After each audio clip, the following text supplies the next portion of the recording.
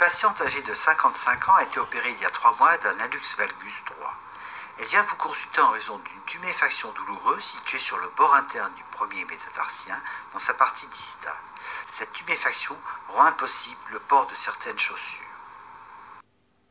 Lorsque vous l'examinez, vous observez que la correction chirurgicale de l'hallux valgus est satisfaisante, la flexion-extension du gros orteil étant normale.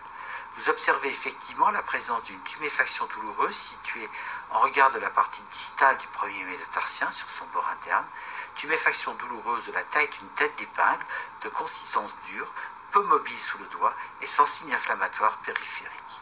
Les radiographies retrouvent une consolidation osseuse post-opératoire satisfaisante et la présence de 2 vis qui ne semblent pas dépasser la corticale osseuse.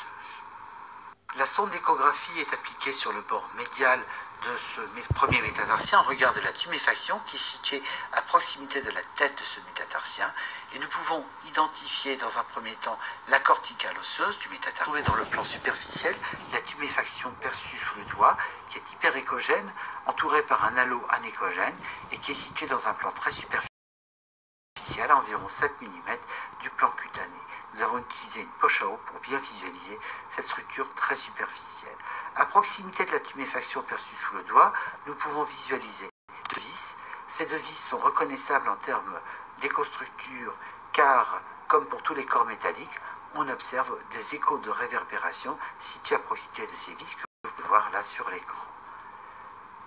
Nous allons dans un instant figer l'image pour vous montrer cet aspect caractéristique des 2 vis.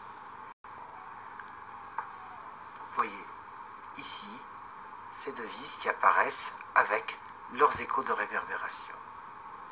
À proximité de ces vis, nous avons donc cette tuméfaction perçue sous le doigt. Vous pouvez constater qu'elle n'est pas suivie d'échos de réverbération, donc elle ne semble pas être d'écostructure métallique, mais semblerait plutôt correspondre à une esquille osseuse secondaire à l'intervention chirurgicale. On peut concevoir que suite au forage pour la mise en place de ces vis, une esquille osseuse se soit déplacée dans le tissu cutané.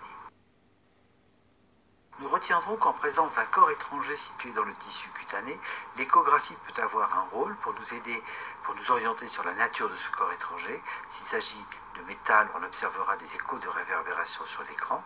S'il s'agit d'une esquille osseuse, que nous l'avons vu dans ce film, on observera un territoire hyperéchogène avec une ombre acoustique postérieure plus ou moins marquée.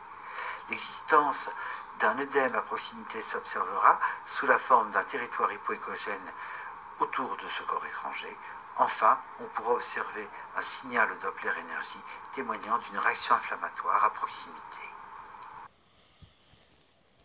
Avant de conclure notre film, revenons un instant sur le cas de notre patiente.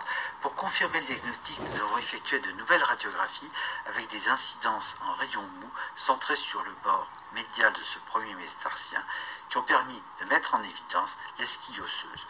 En raison de la gêne ressentie par la patiente lors de l'appui sur cette tuméfaction osseuse, nous l'avons un chirurgien qui a procédé à une exérèse chirurgicale de l'esquille.